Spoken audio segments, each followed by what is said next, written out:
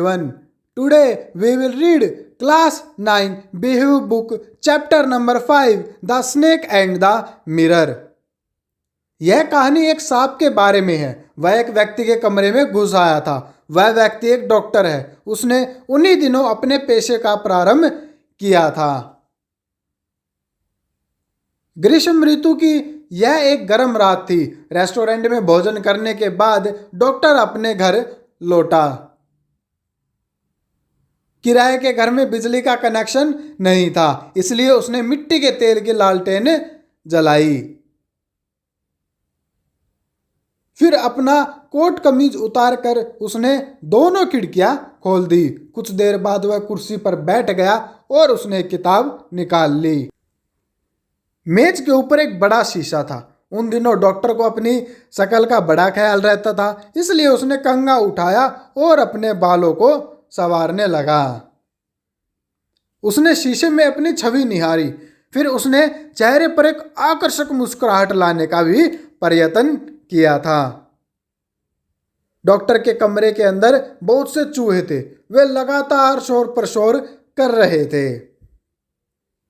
Doctor वहां से उठ खड़ा हुआ। उसने एक सिगार जलाई। वह कमरे में इधर उधर चक्कर लगाने लगा। फिर उसे अपनी शादी का ख्याल आया।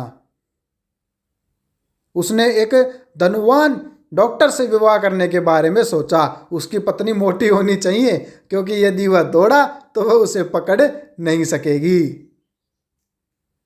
वह वापस आकर मेज पर बैठ गया। चूहों का शोर भी रुक गया था। अचानक एक धम की भारी आवाज आई। उसके सिर घुमाने तक एक मोटा सांप उसके कंधे पर आ चुका था। इससे पहले डॉक्टर कुछ सोच सका, सांप डॉक्टर के बाएं बाजू पर कोहनी के ऊपर भाग पर लिपट चुका था।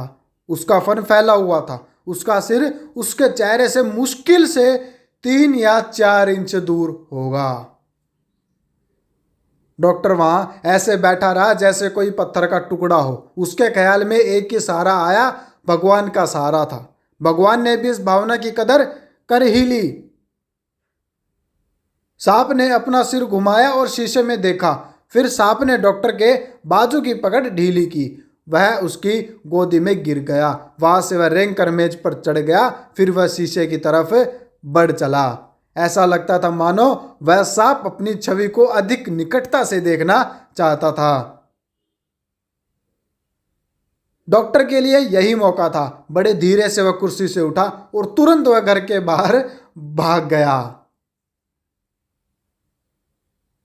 वह एक मित्र के घर पहुंचा और अपना समय वहां बिताया। वह अगले दिन सुबह 8:30 बजे अपने घर वापस आया।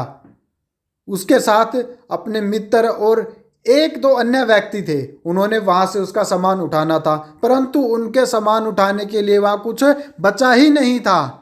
कोई चोर उसकी अधिकतर चीजें उठाकर ले जा चुका था और सांप का भी कोई पता न था।